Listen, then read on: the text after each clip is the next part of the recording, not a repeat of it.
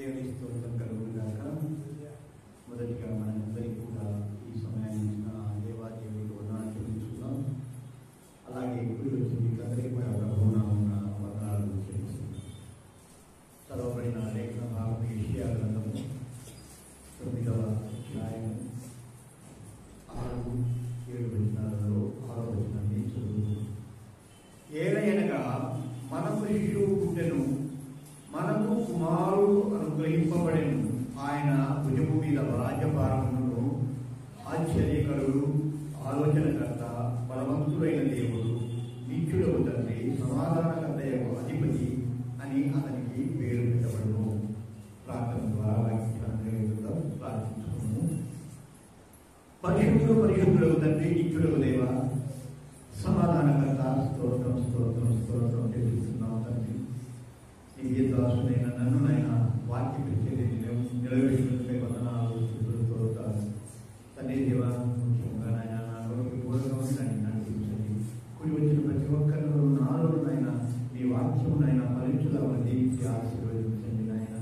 మేమందరూ కూడా ఆ ప్రకారం జీవించినైనా నీకు మంచి బిడ్డలుగా ఈ లోకంలో ఉండడం సహాయం చేసి కృపని మా ప్రభువును రక్షకుడు నజరేయుడైన యేసుక్రీస్తు నామమున ప్రార్థించి వేడుకొంచున్నాము తండ్రి.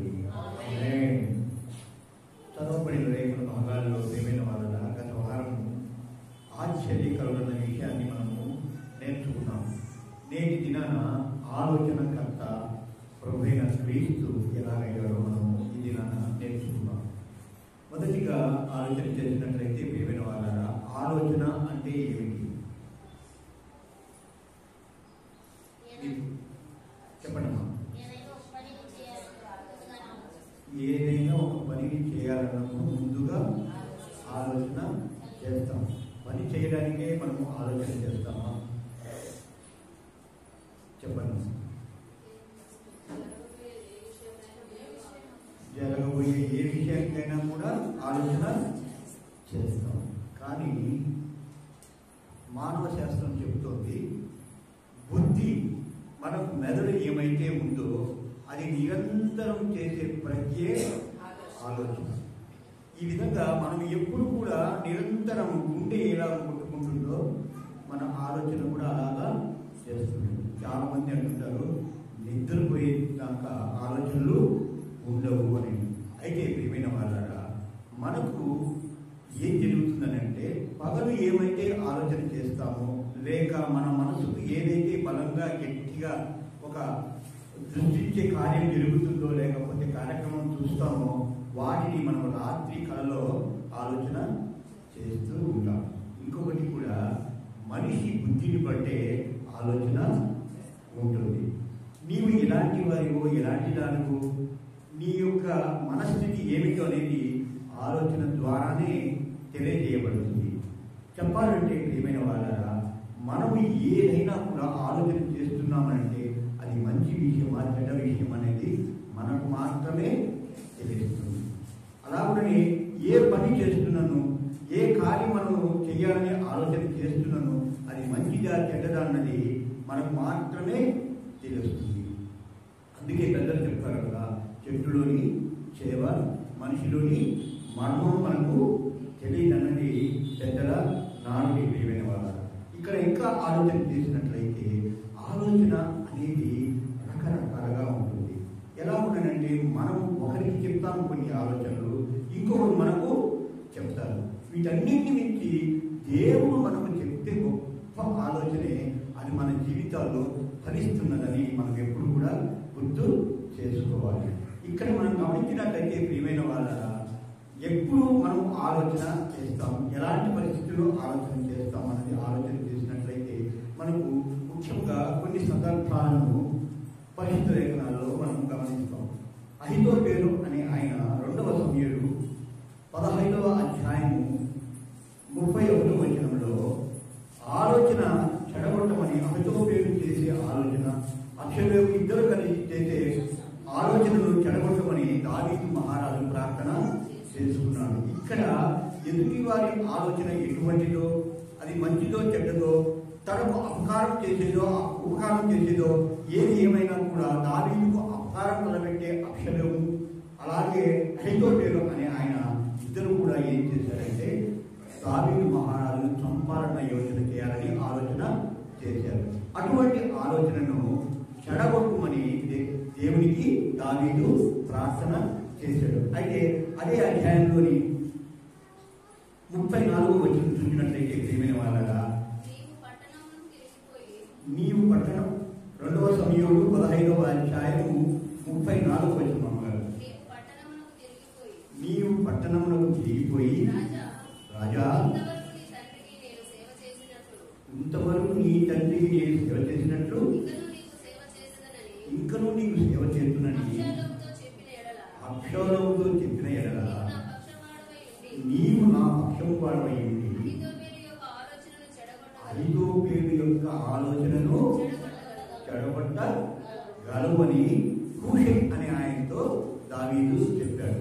ఎందుకంటే శత్రువర్గంలో మన మిత్రువర్గాన్ని ఒకరిని తీసుకువెళ్ళి అక్కడ ఏమైతే ఆలోచనలు చేస్తున్నారో అటువంటి ఆలోచనలన్నీ తిరిగి తెలుసుకోవడానికి కోసమని ఆయన ఏం చేశాడు, హూషై అనే ఆయన్ను ఎక్కడికి పంపించాడమ్మా, అబ్షలోము అలాగనే అహీతోఫెలు ఏవైతే ఆలోచన చేస్తున్నారో వారి మధ్యలోకి ఆయన్ను పంపించినట్లుగా ఈ లేఖనాలు చూస్తున్నాం.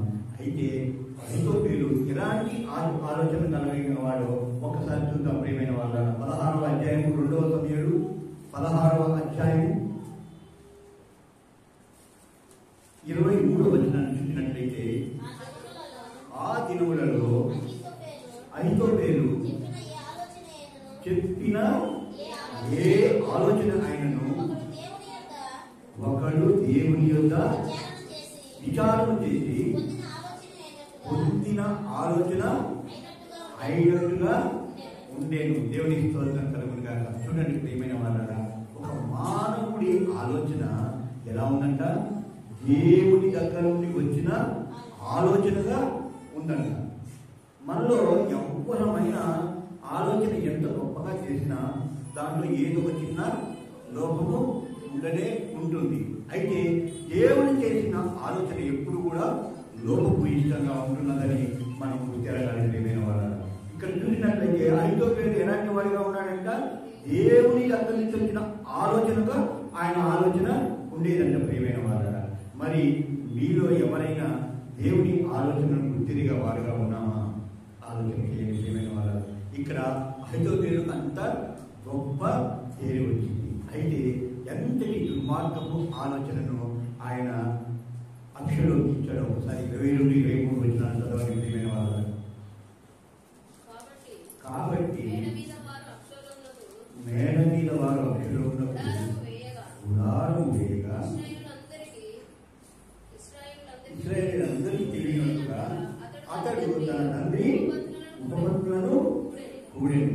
ఆ దినములలో అహీతోఫెలు చెప్పిన ఏ ఆలోచన అయినను ఒకటి దేవుని ఎదురుగాను చేసుకున్న ఆలోచన అయినట్టుగా ఉండేది. దానిను అక్షలోము దాన్ని అంటే ఎంచుతుంది.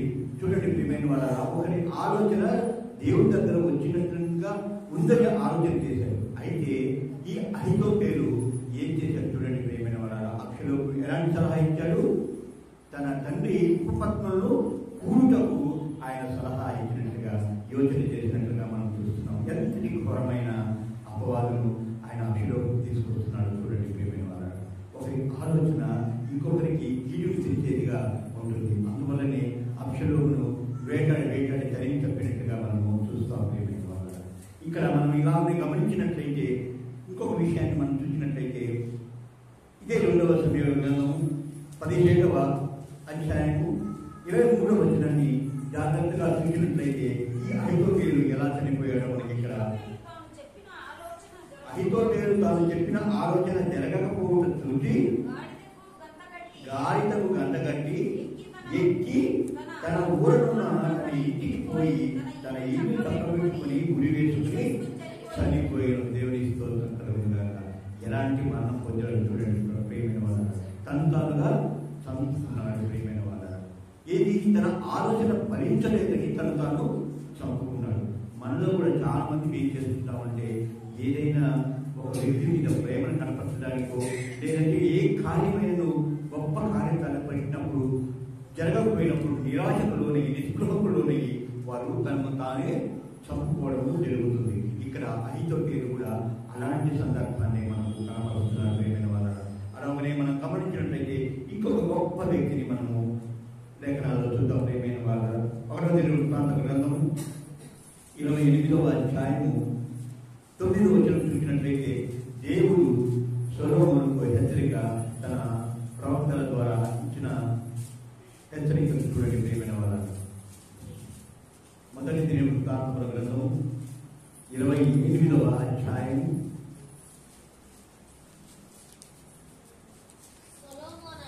సొలొమోనా నా కుమారుడా నీ తండ్రి యొక్క దేవుడైన యెహోవా అందరి హృదయములను పరిశోధించువాడు, ఆలోచనలన్నిటినీ సంకల్పములన్నిటినీ ఎరిగిన వాడై ఉన్నాడు. నీవు ఆయనను తెలుసుకుని హృదయపూర్వకంగాను మనపూర్వకంగాను ఆయనను సేవించు. ఆయన వెతికిన ఎడల ఆయన నీకు ప్రత్యక్షమగును. నీవు ఆయనను విసర్జించిన ఎడల ఆయన నీకు నిత్యముగా తోసివేయును. దేవునికి స్తోత్రం కలుగునుగాక. చూడండి ప్రియమైన వాళ్ళ, దేవుడు ఎంతటి ఆలోచన సొలొమోను మీద కలిగి ఉన్నాడు ఆలోచన చేసి. ఎంతో గొప్ప జ్ఞానాన్ని సర్వ సంపదలను ఆయనకి ఇచ్చాడు. ఆయనను ఈయన ఏం చేశాడంటే దేవుడిని త్యజించిన వాడుగా ఉన్నాడు. 1000 మంది పత్నులను కలిగి ఉన్నవాడిగా ఆయన మనం చూస్తాం ప్రియమైన వారు. ఇలాగున సొలొమోను తన వృద్ధాప్యములు తిరిగి దేవుడి వైపు తిరిగినను ఈ పాపకాలం అంతా కూడా ఆయన ఎంతో ఘోరమైన జీవితాన్ని గడిపినట్టుగా మనం చూస్తాం. అలాగే గమనించినట్లయితే ప్రియమైన వాళ్ళ, సొలొమోను తన దేవాలయాన్ని ఎన్ని ఏళ్లలో కట్టించాడు? ఎవరైనా చెప్తారమ్మా? ఎన్ని ఏళ్లలో దేవాలయాన్ని కట్టించారు? కొన్ని ఇంకో ప్రశ్న, సొలొమోను తన నగరును ఎన్ని ఏళ్ళు కట్టించాడు? అమ్మా 12 ఏళ్ళ. ఒక్కసారి చదువుకుందామా? 1వ రాజుల గ్రంథం 9వ అధ్యాయము, క్షమించాలి, 1వ రాజుల గ్రంథం 7వ అధ్యాయము 1వ వచనం చదువు. సొలొమోను 13 సంవత్సరములు నగరును కట్టించాడు. అలాగనే 1వ రాజుల గ్రంథం 6వ అధ్యాయము 38వ వచనం చూడండి ప్రియమైన వాళ్ళు. 11వ సంవత్సరము పూర్వము 8వ మాసమున తన ఏర్పాటు చొప్పున చదువు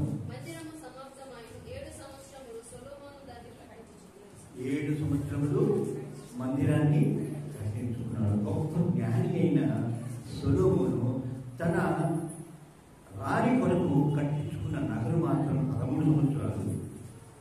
దేవుడి కొరకు కట్టించిన 7 సంవత్సరాలు మందిరాన్ని కట్టించాడు.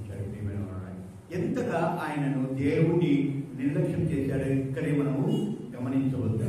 తన రాణిని ఒక నగరంలో ఉంచుకోవడానికి ఆయన 13 సంవత్సరాలు కష్టపడ్డారు అని అంటే అక్కడ ఎంతమంది సేవకులు ఎన్ని రకాలుగా అక్కడ ఉపయోగించబడ్డారో ఒక్కసారి అర్థం చేసుకోవాల్సిందిగా మనం చేస్తున్నాం.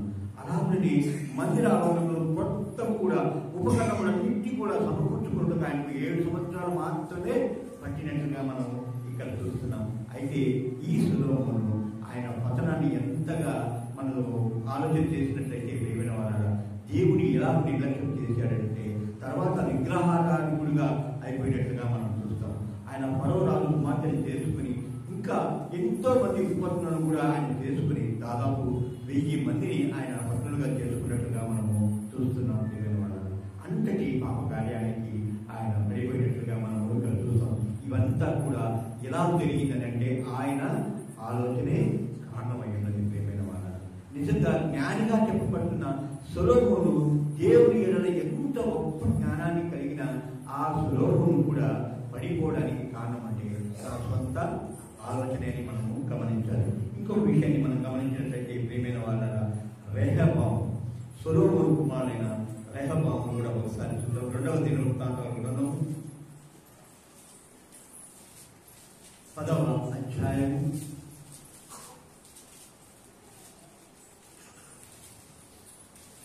6వ వచనం నుండి 15 వచనాలను చూసినట్లయితే ప్రియమైన వాళ్ళ, అప్పుడు రాజైన రెహబాము తన తండ్రి అయిన సొలొమోను సజీవయ్యి ఉండగా అతని సమక్షమున నిలిచిన పెద్దలను పిలిచి, ఈ జనులను నేనేమి పత్రికలు ఇవ్వలేను, మీరు చెప్పు ఆలోచన ఏది అని అడగగా, ఇక్కడ ఒక నిమిషం ఇక్కడ ఏంటంటే ప్రియమైన వాళ్ళగా, రెహబాము సజీవుడైన సొలొమోను ఉండగానే రాజయ్యాడు. ఆ రాజైన ఈ రెహబాము అక్కడ ప్రజలందరూ కూడా వచ్చి, అయ్యా మీ తండ్రి గారైన సొలొమోను మమ్మల్ని రాజనగరికి అలాగే మందిరానికి కూడా ఎక్కువ సంవత్సరాలు వాడుకున్నాడు. 20 ఏళ్ళ పాటు మేము చాలా కష్టపడ్డాము, మా కష్టాన్ని మీరైనా తొలగించాలని చెప్పి ఆయన రెహబామును వేడుకున్నారు. అయితే ఈ రెహబాము ఏం చేశాడంటే ప్రియమైన వాళ్ళ చదవని ప్రేమ 7వ వచనం, వారు నీవు ఈ జనుల ఎడల దయాదాక్ష్యములను చూపి వాటి మంచి మాట్లాడిన ఎడల వారు ఎప్పటికీ నీకు రాజులవులని అతనితో చెప్పి, అక్కడ ఎక్కడైతే రాజమందిరాలు ఉంటాయో రాజులు ఉంటారో వారికి ఆలోచనకర్తలు కొంతమంది ఉంటారు ప్రియమైన వాళ్ళు. అలాంటి ఆలోచనకర్తలు ఇక్కడ రెహబాముకి ఏం సలహా ఇచ్చారు అంటే, నువ్వు ఎప్పుడైతే వారిని మంచిగా మాట్లాడి వారితో ఎంతో ప్రేమగా ఉంటావో వారు నీ తండ్రి కంటే నేను ఎక్కువగా ప్రేమిస్తారు, అలాగని నీకు రాజులై ఉంటారని చెప్పినప్పుడు ఈ రెహబాము చేసిన ఆలోచన ఏమిటంటే, తనతో కూడిన యవనస్తులందరినీ పిలిపించుకుని వారితో కూడా ఒక ఆలోచన చేశాడు. ఆలోచన చేసి ఆ యవనస్తులందరూ కూడా ఏం చెప్పారని అంటే, ఇలా కూడా నీవు చేస్తే వారు మళ్ళీ నీకు ఎక్కువగా శ్రమను కల్పిస్తారు, నీవు రాజపాలన చేయడానికి సరైన ఇది కనిపిస్తుంది నీకు, కనుక నీవు వారిని ఏం చేయాలంటే హింస ఇంకా పెట్టాలి అని అన్నప్పుడు ఆ రెహబాము అంటాడు కదా, మా తండ్రి సొలొమోను యొక్క నడుము కంటే నా చిటికిన వేలు గొప్పది అనే మాటను అంటాడు ప్రియమైన వాళ్ళ. నిజంగా అంతటి కష్టాన్ని వారు తీసుకొస్తారనే కారణంతో వారు ఏం చేశారంటే 2 రాజ్యాలుగా విడిపోయారు ప్రియమైన వాళ్ళ.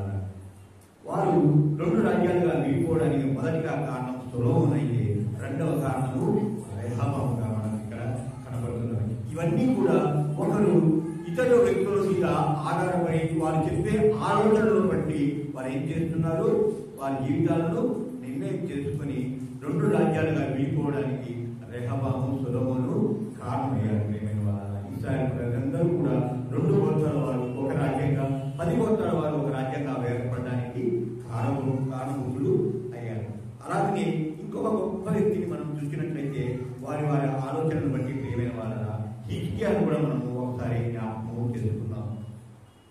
2వ దినవృత్తాంతము గ్రంథము 32వ అధ్యాయము 31వ వచనం చూసినట్లయితే దేవుడు హిజ్కియా మీద ఎలాంటి అభిప్రాయాన్ని కలిగి ఉన్నాడో చూడండి ప్రియమైన వాళ్ళు.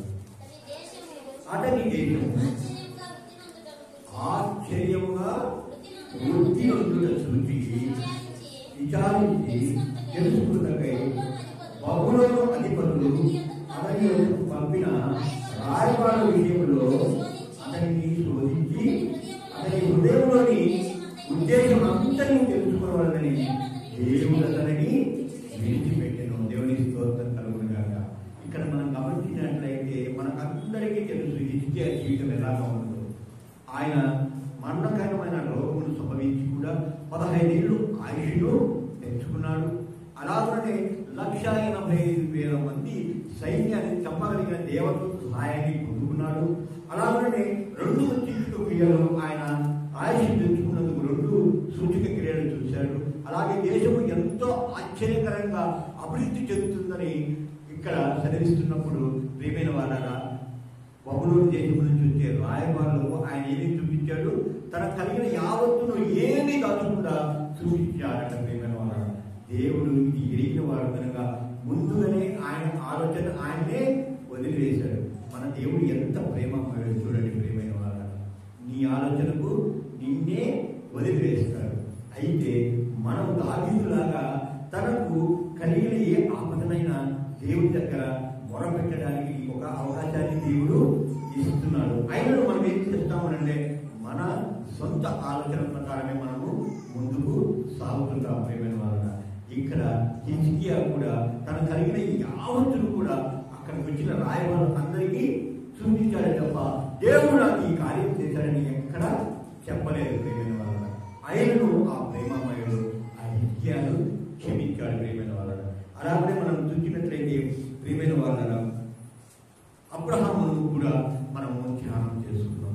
ఆయన ఎలాంటి ఆలోచనలు దేవుని ఎడల కలిగి ఉన్నాడో ఒకసారి ఆదికాండము 12వ అధ్యాయము 4వ వచనం చూసినట్లయితే దేవుడు చెప్పినట్లుగా తన సొంత వారిని తన దేశాన్ని వదిలి ఆయన లేచి వెళ్ళిపోయినట్టుగా మనం చూస్తున్నాం ప్రియమైన వాళ్ళ.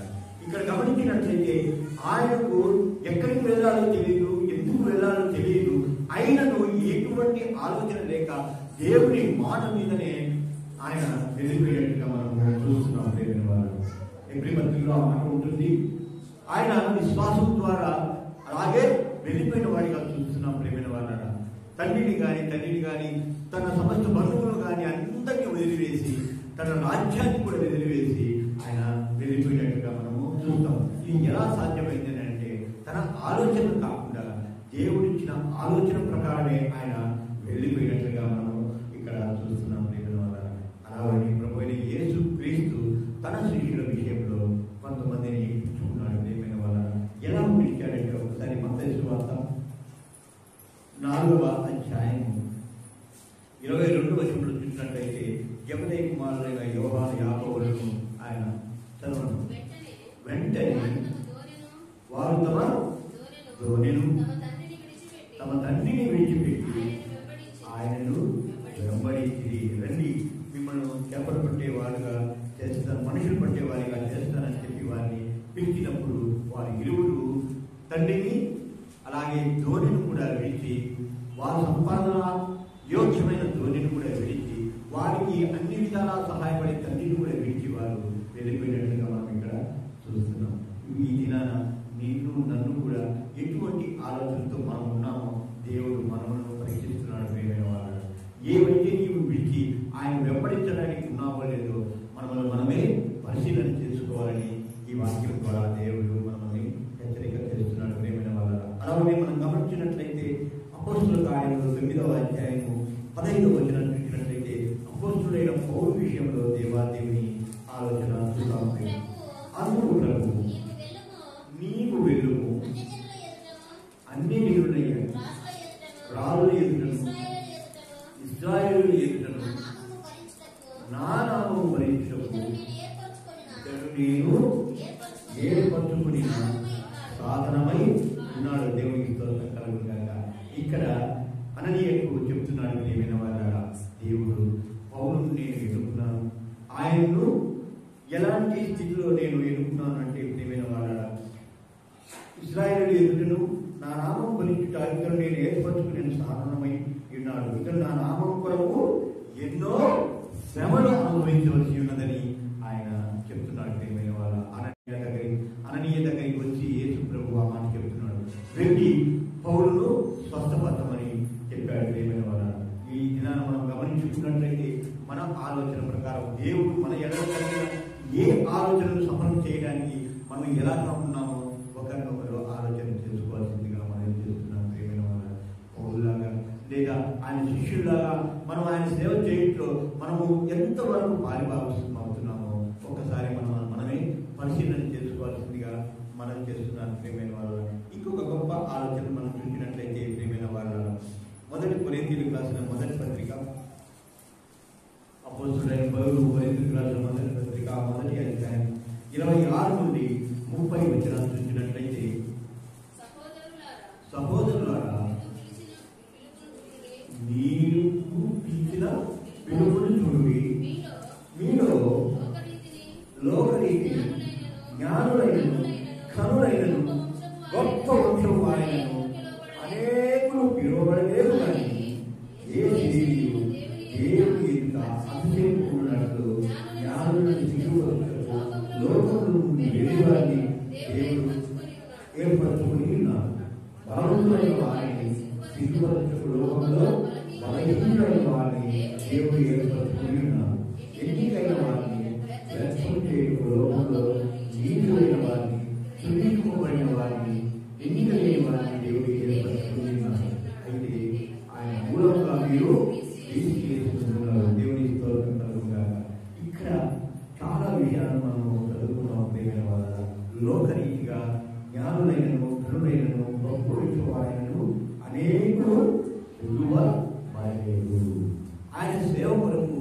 ఎంతటి వారు లోకరీతిగా ఉన్న వారిని కానీ, జ్ఞానులైన వారిని కానీ, గొప్ప వారిని కూడా ఆయన శిష్యులుగా పిలువబడలేదు. ప్రియమైన వారు, మనలో చాలా మందిని నేను జ్ఞానిని, నాకు ఎంతో జ్ఞానం ఉంది, నాకు గొప్ప తెలివి ఉంది, నా అతని జ్ఞానం వేరని మనము అతిశయపడుతుంటాం. ప్రియమైన వారు, అయితే దేవుడు అలాంటి వారిని పిలువబడలేదు. కానీ మూర్ఖులైన వారిని, పాపముల వారిని, ఆయన వారిని, చదువురాని వారిని పిలిచినట్టుగా మనం చూస్తున్నాం. ప్రియమైన వారు, ఆయన శిష్యుల్లో ఎంతమంది చదువుకున్నారు, ఎంతమంది చదువుకోలేదు మనకు బాగా తెలుసు. ప్రియమైన వారు, ఇక్కడ మనం గమనించినట్లయితే వారు ఎంతగా ఉన్నారు అంటే ఈ లోకంలో చాలా తగ్గించుకున్న వారుగా ఉన్నారు. అటువంటి వారిని ఆయన ఎన్నుకున్నట్టుగా మనము ఇక్కడ చూస్తున్నాం. ప్రియమైన వారు, ఏ శరీరయు దేవుని యొక్క అతిశయింపుకున్నట్లు జ్ఞానులను సిగ్గుపరచకు లోకంలో నుండి వేడి వారిని దేవుడు ఏర్పరచుకున్నాడు.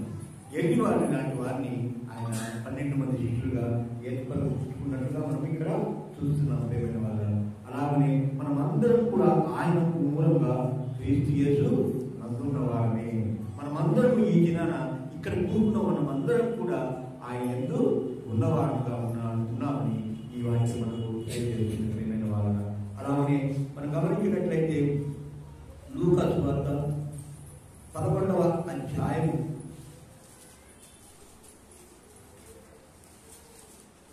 31వ వచనాన్ని చూసినట్లయితే ప్రియమైన వారు, దక్షిణ దేశపు రాణి విమర్శ కాలమున ఈ తరం వారితో కూడా లేచి వారి మీద నేరస్థాపన చేయడం, ఆమె సొలొమోను జ్ఞానం వినుటకు భూమి అంతమున నుండి వచ్చాడు. ఇదిగో సొలొమోను కంటే గొప్పవాడు ఇక్కడ ఉన్నారు. దేవుని స్తోత్రం కలుగుగాక. ప్రియమైన వారట, ప్రభు అయిన క్రీస్తు సొలొమోను కంటే గొప్పవానిగా చెప్పబడుతున్నాడు. కానీ సొలొమోనుకు ఒక గొప్ప వాగ్దానము ఇవ్వబడింది. చెప్తారా ఏమిటది? దేవుని స్తోత్రం కలుగుగాక. ఆయన ముందు కానీ ఆయన తర్వాత కానీ అంతటి జ్ఞానం కలిగిన వాడు ఉండకూడదన్నది వాగ్దానం ఇచ్చాడు. కానీ ఇక్కడ యేసు ప్రభు ఏం చెప్తున్నాడు వినండి. ప్రియమైన వారు, సొలొమోను కంటే గొప్పవాడిని నేను అని చెప్తున్నాను.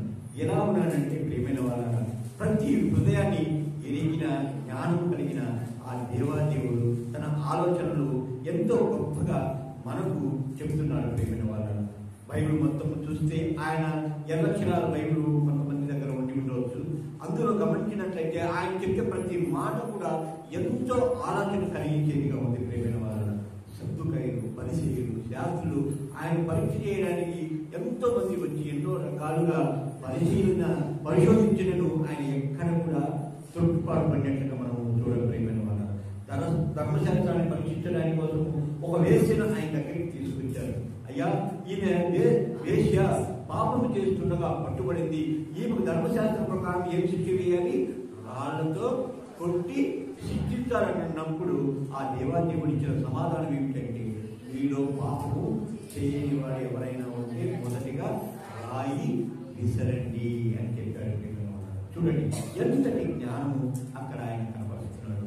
ఆయన పాపుల ఎడలన కలిగిన ఎంతటి ఆలోచన మనకు క్షమించే గుణము అక్కడ మనకు కనబడుతుంది. ప్రియమైన వాళ్ళ ఇలాగున సొలొమోను కంటే ఆయన గొప్ప జ్ఞానం కలిగినట్లుగా మనం ఇక్కడ చూస్తున్నాం. ప్రియమైన వాళ్ళ అలాగే మనం చూసినట్లయితే ఆయన ఆలోచనలు, బోధలు, క్రియలు, ఆయన చెప్పే ప్రతి పని కూడా, ప్రతి విషయం కూడా ఎంతో మనలో ఆలోచన రేకెత్తించేదిగా ఉంది. ప్రియమైన వాళ్ళ ఎన్నో ఉపమానాలు చెప్పాడు, ఎన్నో ఉపదేశాలు బోధలు చేశాడు. వాటన్నింటిలో కూడా మనం ఎన్నో ఆలోచన చేసే విధానం కనబడుతుంది. ప్రియమైన వాళ్ళ లూకా సువార్త 16వ అధ్యాయం చూసినట్లయితే మనం 19 నుండి 31 వచనాలు గమనించినట్లయితే అక్కడ ఒక లాజరు, ధనవంతుడు ఉన్నారు.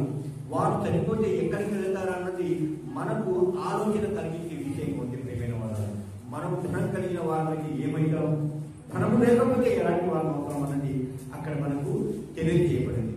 ఆలోచన చేయాలి. మనం ఈ లోకంలో ఎన్నో పరిస్థితుల్లో ఆలోచన చేస్తూనే ఉంటాం. ధనము ధనము ధనము ధనము సంపాదించుకోవాలి, ధనం ద్వారా మనం గొప్పవారిగా ఈ లోకంలో కనబడతామని. అందుకే చెప్తున్నాడు కదా, లోకరీతిగా ఆయన శిష్యులను ఎన్నుకోలేదు. జ్ఞానం కలిగిన నీవు నేను కూడా ఆయన శిష్యుడిగా పిలువబడలేదు. కానీ ప్రియమైన వారైనా అతి మూర్ఖులమైన మనమల్ని ఆయన పిలిచినట్టుగా చూస్తున్నాం.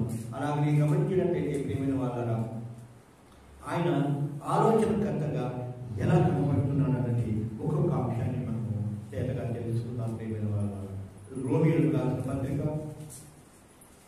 11వ అధ్యాయం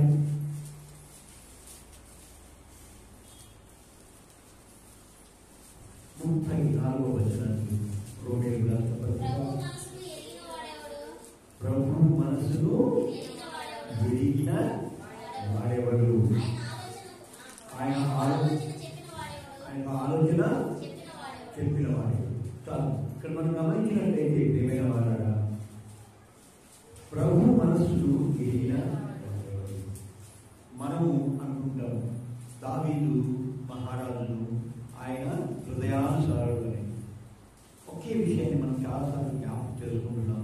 ఇక్కడ దావీదు మహారాజు ఆయన హృదయానుసారుడుగా ఎలా ఉండగలిగాడు చెప్పండి ఒకసారి.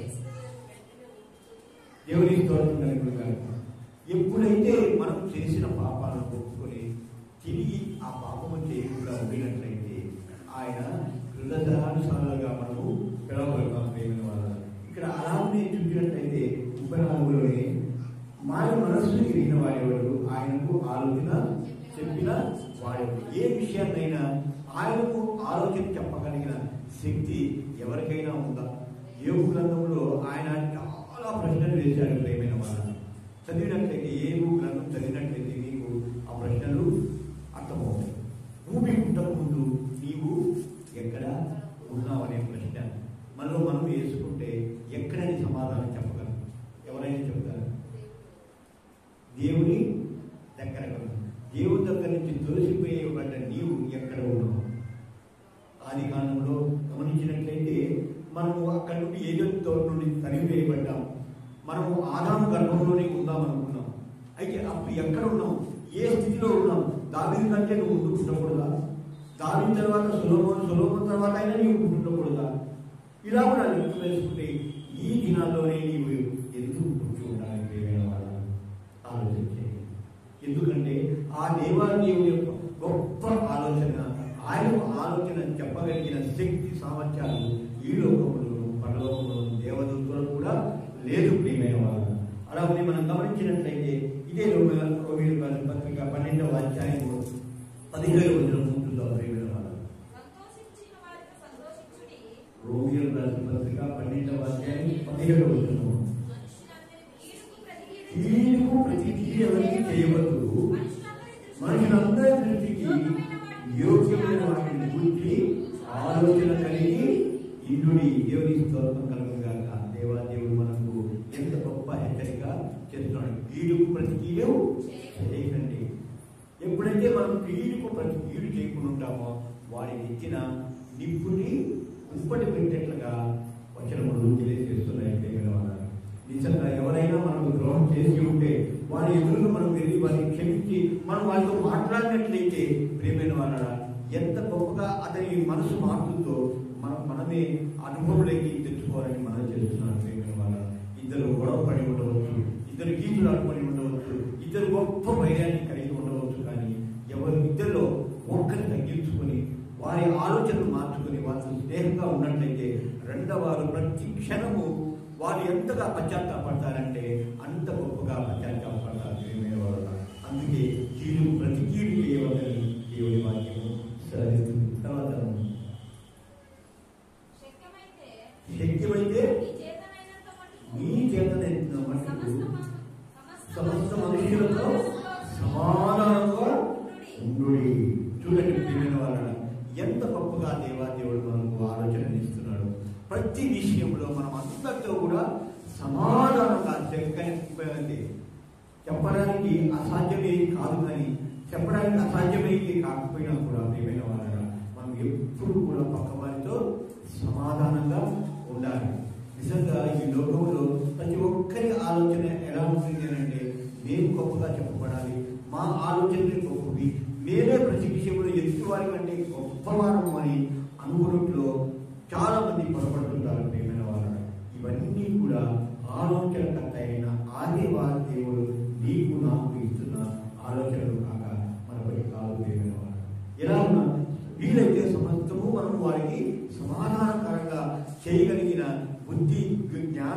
ఆలోచన మనకి కలిగి ఉండాలని దేవుడి వాక్యము సెలవిస్తుంది. అలాగే ఇంటి రోగిలకు రాసిన పత్రిక 13వ అధ్యాయము 14వ వచనం కూడా చూసినట్లయితే ప్రియమైన వారు, మెట్టుకు ప్రభువైన యేసుక్రీస్తును ధరించుకున్న వారై శరీరాచరణను నెరవేర్చుకున్నకు శరీరము విషయమై ఆలోచన చేసుకున్నప్పుడు దేవునికి స్తోత్రం కలుగుగా. ఇక్కడ ఈ విషయాన్ని, ఇదే ఒక్క చిన్న విషయాన్ని చూసినట్లయితే ప్రియమైన వాళ్ళ ఒక రోజు ప్రసంగము చేయవచ్చు. అయితే ఇక్కడ మనం క్రీస్తును ధరించుకున్న మనం అందరం కూడా క్రైస్తవులకు అనబడుతున్నాం. క్రైస్తవులమైన మనము ఏం చేయాలి? మొట్టమొదటిగా అంటే శరీరేచ్ఛలకు దూరంగా ఉండాలి. శరీరేచ్ఛలు అని అంటే మనకు కొన్ని వచనాలు ఎక్కడో ఉన్నాయి ప్రియమైన వాళ్ళ, వాటిని బట్టి మనం ఏం చేయాలి? శరీరేచ్ఛలకు దూరంగా ఉండాలన్నది ఈ వచనం మనకు తెలియజేస్తుంది. నిజంగా ప్రియమైన వాళ్ళ, మనము శరీరాన్ని మనం ప్రేమిస్తున్నాము అని అంటే ప్రియమైన వాళ్ళ, ఎదుటి వారిని మనము ప్రేమించలేదు. అయితే దేవాదేవుడు చెప్తున్నాడు, నిన్ను వలె నీ పొరుగు వారిని ప్రేమించమన్నాడు. ఇక్కడ శరీరేచ్ఛలు అంటే ఎన్నో రకాలైన శరీరేచ్ఛలు మనం చూస్తూ ఉంటాం. ప్రియమైన వాళ్ళ, వాతావరణం వేడిగా ఉందంటే మన శరీరానికి చల్లగా అవసరం. అలాగనే వాతావరణం చల్లగా ఉందంటే వేడి అవసరం. ఇలా ఉన్న ప్రతి విషయంలో శరీరానికి సంబంధించి ఎన్నెన్నో ఆలోచనలు కలిగి ఉంటాం. కానీ ఇవన్నీ కూడా క్రీస్తును ధరించుకున్న మనకు అవి ఏవి కూడా అవసరం లేదన్నది ఈ వచనం ద్వారా మనము నేర్చుకోవాలి. ప్రియమైన వాళ్ళ, ఇంకో విషయాన్ని మనము జాగ్రత్తగా గమనించినట్లయితే కొరింథీయులకు రాసిన మొదటి పత్రిక 4వ అధ్యాయము 5వ వచనాన్ని చూసినట్లయితే ప్రియమైన వాళ్ళ, కాబట్టి సమయం రాకముందు అనగా ప్రభువు వచ్చే వరకు దేనిని గురించి తీర్పు తీర్చపోయి ఆయన అంధకారంలోని రహస్యములను వెలుగులోకి తెచ్చి హృదయములలోని ఆలోచనలను బయలుపరిచినప్పుడు ప్రతి వారికి తగిన మెప్పు దేవుని వలన కలుగుతుంది. ఇక్కడ మనం గమనించినట్లయితే ప్రియమైన వాళ్ళ, మనం చాలా మంది ఉన్న పరంగా ఎదుటివారిని తీర్పు తీరుస్తుంటాం.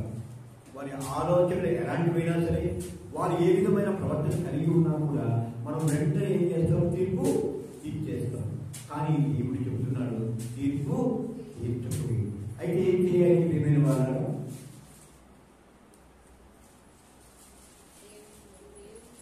దేవుని ఆయన అంధకారం రహస్యములను వెలుగులోకి తెచ్చి హృదయములలోని ఆలోచనలు బయలుపరిచినప్పుడు ప్రతి వారికి తగిన మెప్పు దేవుని వల్ల కలుగుతుంది. దేవుని ద్వారా మెప్పు ఎవరికి కలుగుతుంది అంటే మనం ఏదైతే క్రియ చేస్తామో మన ఆలోచనలు, మన హృదయాగ్రహాలకి దేవాది దేవుడికి ఎప్పుడు లోబడి మన ప్రయత్నాలు మనం చేస్తూ ఉంటామో, మన ఆలోచనలు కొనసాగించుకుంటామో, అప్పుడు ఆయన ప్రతిఫలాన్ని ఇస్తాడనే దేవుని వాక్యం సెలవిస్తుంది. ప్రియమైన వారు, నిజంగా ఎంత గొప్ప మాటలు మనకు పరిశుద్ధ లేఖనాలు తెలియజేస్తున్నాయో వాటిని ఏది కూడా మన ఆలోచనలే కాదు కదా, మన ముంగిట కూడా తీసుకుని రాము. ప్రియమైన వారు, నిజంగా దేవాది దేవుడు చెబుతున్నాడు, ఈ దినాన నీవు తీర్పు తీర్చకుండా నిన్ను నీవే తీర్పు తీర్చుకోమని చెబుతున్నాడు. ఎలా తీర్పు తీర్చుకోవాలంటే నీ ఆలోచన ఏమిటో నీకే తెలుసు. ఎదుటి వ్యక్తిని తీర్పు తీరుస్తున్నావు అంటే నీవు తెలియకుండానే పాపము చేస్తున్నట్లుగా లెక్క. ప్రియమైన వారు, నిన్ను నీవు తీర్పు తీర్చుకున్నట్లయితే పాపములో పడిపోకుండా ఉంటామని లేఖనాలు మనకు తెలియజేస్తున్నాయి. ఇలాగున మనము ఏమిటంటే మన ఆలోచనను బట్టి ఎదుటి వారిని తీర్పు తీర్చవలసిన అవసరం లేదు. ప్రతిదీ కూడా దేవుడికి అప్పచెప్పాలన్నది ఈ లేఖన భాగాలు మనము చూస్తున్నాం. ప్రియమైన వారు, అలాగే మనం గమనించినట్లయితే 2వ కొరింథీయులకు రాసిన పత్రిక 10వ అధ్యాయం 5వ వచనాన్ని ఒకసారి చూద్దాం. ప్రియమైన వారు, మేము ఉపక్రమలను దేవుని గురించిన జ్ఞానము అటగించు ప్రతి ఆడంకును సడలుంది ప్రతి ఆలోచనను క్రీస్తుకు లోబడినట్టు స్థిరపట్టి. ఇక్కడ గమనించినట్లయితే మన ఆలోచన క్రీస్తుకు లోబడినట్లుగా మనం వాటిని చెడపట్టాలి. నిజంగా ఎంత గొప్పగా దేవుని ఆలోచన మన కలిగి ఉన్నారో ఆలోచన చేయండి. ఒక ఆలోచన మనము చేస్తూ వెళ్తూనే ఉంటాం. వాటిని క్రీస్తులో మనము చెడపట్టగలగాలి. దీవెనకరమైన జీవితంలో మనం ఉన్నట్లుగా ఈ వచనం తెలియజేస్తుంది. మన ఆలోచన ఎలా ఉండి జ్ఞానయుక్తంగా ఉండాలి. మన ఆలోచన ఎలా ఉండాలి? ఎదుటి వారికి కీడు చేయకుండా నేను చేసేదిగా ఉండాలి. మన ఆలోచన ఎలా ఉండాలి? ఎంతో శ్రేష్టమైనదిగా, ఎదుటి వారి ఉన్నతికి తగినట్టుగా, ఎదుటి వారిని దేవుడిలో నడిపించేదిగా ఉండేట్టుగా మన ఆలోచన ఉండాలని దేవుని వాక్యము సెలవిస్తుంది. ప్రేమైన వాళ్ళ అలాగే గమనించినట్లయితే హెబ్రీయులకు రాసిన పత్రిక 4వ అధ్యాయము 12వ వచనాన్ని చూసినట్లయితే ప్రేమైన వాళ్ళ ఎంతో గొప్ప శ్రేష్టమైన మహానీకరణము. ఎందుకనగా దేవుని వాక్యము సజీవమై బలము కలదై రెండంచులు గల ఎటువంటి ఖడ్గము కంటే వాడిగా ఉంది. ప్రాణాత్మలను, ఈలను, మూడులను విభజించులకు హృదయ యొక్క తలంపులను, ఆలోచనలను శోధిస్తున్నది. ఇక్కడ గమనించినట్లయితే ప్రియమైన వాళ్ళ దేవుని వాక్యం. దేవుని వాక్యం అంటే ఏమిటి? యోహాను 1:14 శరీరధారి కృపాసంపన్నుడుగా మన మధ్య నివసించాడు. చూడండి ప్రియమైన వాళ్ళ, ఇక్కడ ఎందుకనగా దేవుని వాక్యం సజీవమై ఆయనే సజీవుడై తిరిగి లేచిన వాడుగా ఉన్నాడు. ఎంత మహత్తరమైందంటే రెండంచుల ఎటువంటి వాడి కలిగిన ఖడ్గం కంటే గొప్పదిగా ఉంటుంది. ప్రియమైన వాళ్ళ, ఇక్కడ అందరూ మాంసాహారులైనా? చెప్పండి ప్రియమైన వాళ్ళ, ఇక్కడ అందరూ మాంసాహారులైనా? అంతే కదా. ఎప్పుడైనా మటన్ తెచ్చుకున్నప్పుడు మూలుగలు మీకు వచ్చి ఉంటాయా? చాలాసార్లు తింటారు కదా. చాలా కష్టపడాలి వాటిని తినాలంటే కదా. అటువంటి మూలుగలను కూడా చీల్చగలిగిన వాడి అయిన కనుకనే దేవుని వాక్యం. హల్లెలూయా, దేవునికి స్తోత్రం కలుగునుగాక. ఎంతో కష్టపడితే కానీ ఆ మూలుగా రాదు. నీలో జీవుడు ఏర్పడడానికి మూలుగా ఒక కారణం. జీవుడు ఏమిటో తెలుసా ప్రియమైన వాళ్ళ? రక్తం. రక్తం ఎక్కడ ఏర్పడుతుంది? మూలుగల్లోనే ఏర్పడుతుంది. అది చాలా మందికి తెలియదు ప్రియమైన వాళ్ళ. నిజంగా మనం అనుకుంటుంటాం దేవుడు మనల్ని సృష్టించిన విధానాన్ని చూస్తే ఎంతో గొప్పగా ఆశ్చర్యము, భయం కూడా కలుగుతుందని దావీదు మహారాజు చెప్పారు ప్రియమైన వాళ్ళ. నిజంగా కొన్ని విషయాల్లో మన బాడీలో ఉన్న ఏ పార్టీ కూడా వ్యర్థమైంది కానీ కాదు. ఒకసారి మా అమ్మగారికి ఒక ఆపరేషన్ చేయవలసి వచ్చింది. తిరుపతిలో ఉన్నాం. ఆపరేషన్ చేస్తూ అపెండిసైటిస్ అని తీసేసింది. తీసిన తర్వాత అయ్యా ఏ ఆపరేషన్ చేసినా కూడా ఇది తీసేయాలి అని ఎందుకు అమ్మగారు అని అంటే, లేదు పెద్ద ఆపరేషన్ ఏం చేస్తున్నా కూడా అది తీసేయాలి. అపెండిసైటిస్ దేనికి పని చేస్తుందో మీకు ఎవరికైనా తెలుసా ప్రియమైన వాళ్ళ?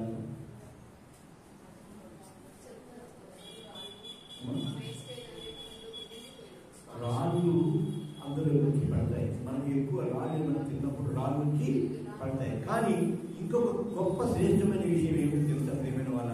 మీ బాడీలో ప్రతి పార్ట్లో ఉష్ణోగ్రతలను కంట్రోల్ చేస్తుంది. దేవునికి స్తోత్రం కలుగుతుంది. అటువంటి పదార్థం కూడా దీంట్లో కూడా మనకు బాడీలో వ్యర్థమైంది దేవుడు నిర్ణయించలేదు ప్రియమైన వాళ్ళు. మనకైతే దేవుని దూషించడానికి ఎప్పుడు కూడా మనం సిద్ధంగానే ఉంటాం. నాకు ముక్కు బాగలేదు, నాకు కన్ను బాగలేదు, నాకు అది బాగలేదు, ఇది బాగలేదు, అసలు నా ఆకారమే బాగాలేదని చాలా మంది అంటుంటారు ప్రియమైన వాళ్ళ. మనం చూస్తుంటాం కదా వీడియోలలో 2 కాళ్ళు లేవు, 2 చేతులు లేని వ్యక్తి కూడా దేవుని సేవ చేస్తున్నాడు. ఆయన గంట సంపాదన ఎంతో తెలుసా? మీరు ఎవరైనా చెప్పగలరా? ఆయన గంటకు సంపాదిస్తాడు. ఎంత సంపాదిస్తాడో తెలుసా? $70,000 ప్రియమైన వాళ్ళు. $70,000 అంటే ఇంటూ 85. మన ఇండియన్ రూపీస్లో 85 రూపాయలతో లెక్కేస్తే ఎంత అవుతుందో మీరే తర్వాత లెక్కేసుకోండి. అంతా ఆయన ఒక గంటలు సంపాదిస్తున్నాడు.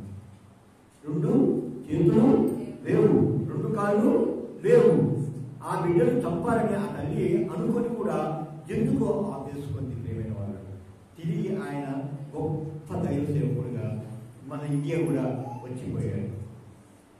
ప్రియమైన వాళ్ళ నిజంగా నీ కొరకు నా కొరకు దేవుడు కలిగిన గొప్ప ఆలోచనలో ప్రియమైన వాళ్ళ ఆయన శరీర వాక్యం ఎలాంటి అంటే 2 అంచుల ఎటువంటి వాడి కలిగిన కట్టం కంటే కూడా అసలైందిగా చెప్పబడుతుంది.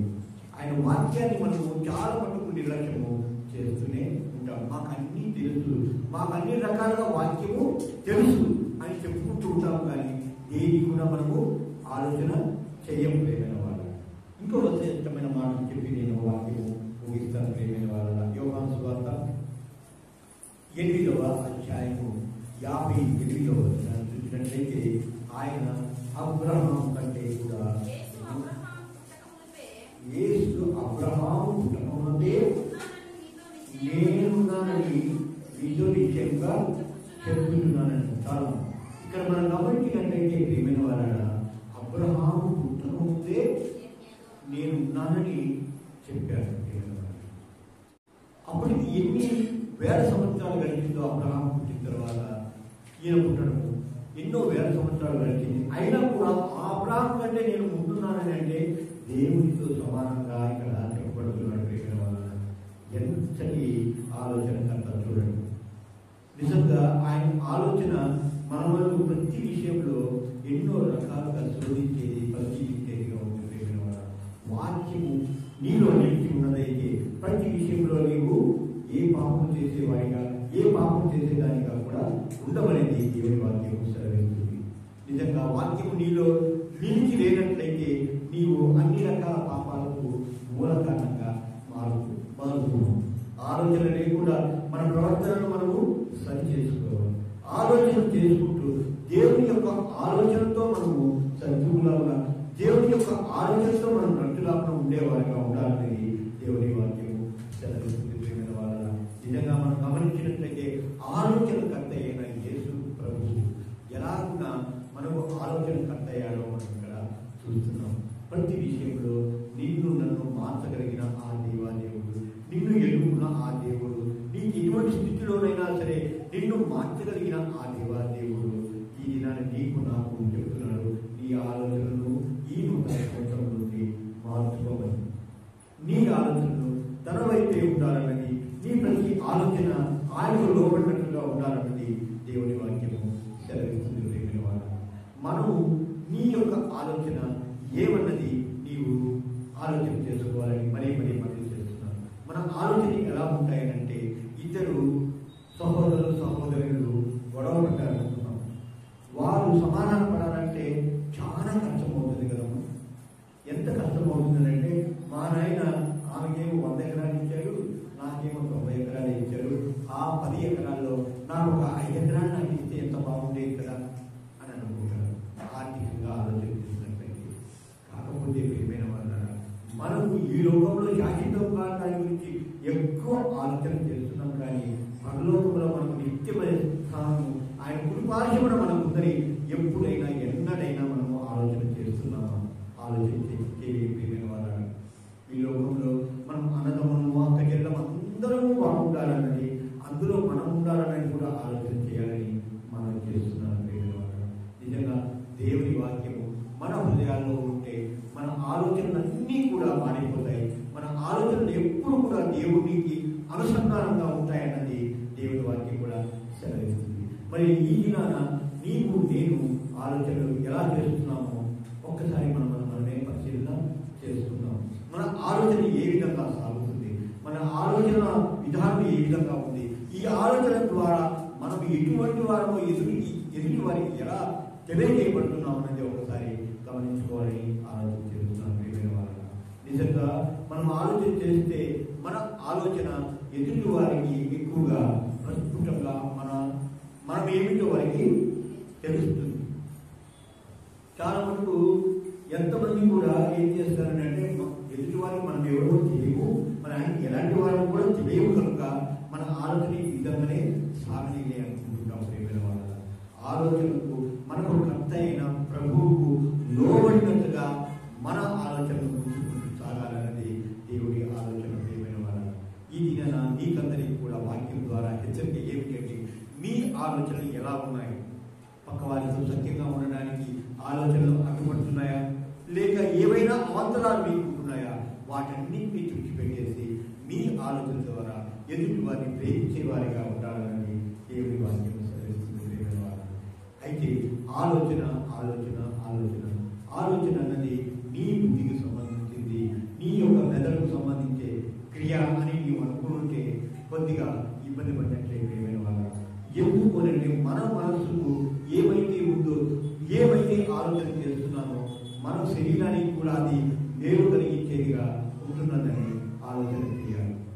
ఎందుకంటే ఎప్పుడైతే మనం ఎక్కువగా దీర్ఘంగా ఆలోచన చేస్తూ ఉంటామో మన మనసు పాడైపోతుంది. ఒక విషయాన్ని అట్టడికి వదిలేస్తే సరిపోతుంది తప్ప దాన్ని ఎక్కువగా ఆలోచన చేయడం వల్ల మన మనసు పాడైపోతుంది, ఆరోగ్యము దెబ్బతింటుంది ప్రియమైన వాళ్ళ. అందువల్లే ఆలోచన ఎప్పుడు కూడా దేవునికి సంబంధించిందిగా ఉండాలి. మన ఆలోచన ఏదైనా కూడా ఏ కార్యం సమర్థ కోరికైనా దేవుడి మీదనే ఆ భారాన్ని వేయాలని దేవుడు నిన్ను నన్ను కోరుకుంటున్నాడు. అయితే మన ఆలోచనలను బట్టి ఈ లోకరీతిగా కాక జ్ఞానములని కాక మనము మూర్ఖుల వలె ఉండాలని దేవుని ఆలోచనని అభిప్రాయమైన వాళ్ళు. అయితే నీకు దేవుడు జ్ఞానం ఇచ్చాడు, కానీ ఆ ఆలోచనలను బట్టి నీవు ఏ విధంగా ముందుకు సాగుతున్నావో నేను నీవే పరిశీలన చేసుకోవాలని మనం చేస్తున్నాం. ఆలోచన అన్నది చాలా గొప్ప ప్రక్రియ ప్రియమైన వాళ్ళ. మన ఆలోచనలను బట్టి మనము మన జీవితాలను సరి చేసుకోవాలి.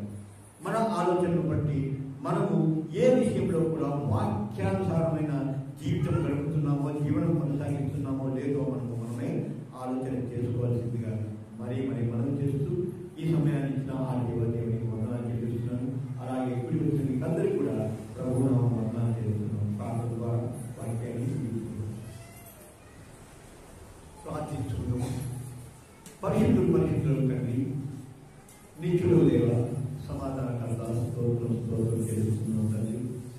తండ్రి దేవ, ముఖ్యంగా నాయన మీ ఆలోచన ద్వారా నేను నేర్చుకున్నాం తండ్రి. మీ ఆలోచన ఎలాంటిదో అలాంటి ఆలోచనను మీ బిడ్డలమైన మేము కలిగి సహాయం చేసి ప్రభుత్వం వేడుకుంటున్నాం తండ్రి దేవ. ప్రతి ఆలోచన మీకు లోబడినట్లుగా ఉండటం సహాయం చేసి ప్రభుత్వం, ప్రతి అధికారం ఆయన మీదిగా ఉండటం సహాయం చేసి ప్రభుత్వం వేడుకుంటున్నాం. లోకరీతిగా కాకనైనా మా ఆలోచనను బట్టి మా శరీరాలకు అలాగే మా ఆస్తిపాస్తులు తెచ్చుకోవడానికి కాకుండా మీ సేవకు ఉపయోగపడే ఆలోచనలు మాకు కలిగించమని వేడుకుంటున్నాం తండ్రి దేవ. మరీ ముఖ్యంగా నాయన మా ప్రతి ఆలోచననైనా మీకు లోబడి ఉండే కార్యక్రమంగా ఉండటం సహాయం చేసి ప్రభుత్వం మీకు లోబడి ఉండిన